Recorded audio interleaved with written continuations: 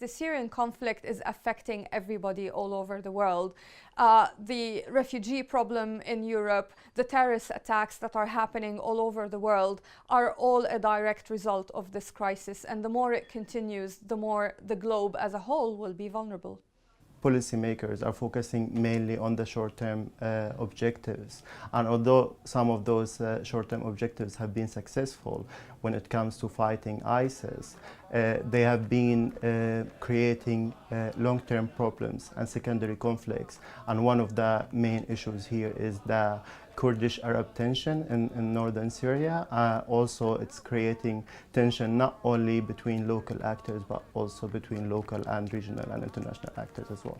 A lot of policies have tackled the international dimension of the conflict or national politics, especially involving the Syrian opposition abroad, but have not paid attention to what is happening on the ground in Syria. And without local buy-in, any political settlement brokered outside is simply not going to be implementable on the ground.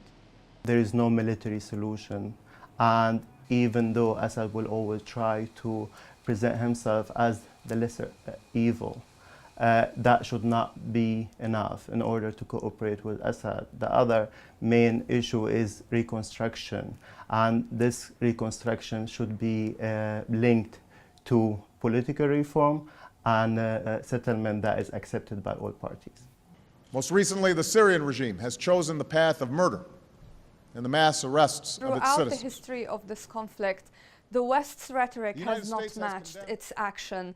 There have been, for example, promises by the United States made to the Syrian opposition that were interpreted as US commitment to regime change in Syria, but the reality on the ground has been that the United States has not taken action, whether diplomatic or military, to actually make that change happen. And therefore, there were a lot of false promises given by the West in the context of the conflict that have not resulted in a positive change.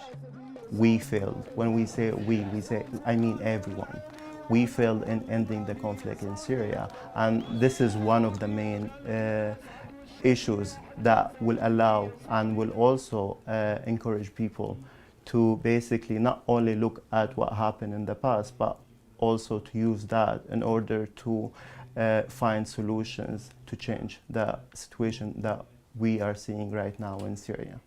At the moment, the West has an opportunity to have leverage in the Syrian context, which is in the form of reconstruction. The EU is planning a conference to support reconstruction in Syria, and this gives us an opportunity to have conditionality be part of the plan, meaning to not give aid or reconstruction funding without any conditions, but to have political transition be at the heart of this debate.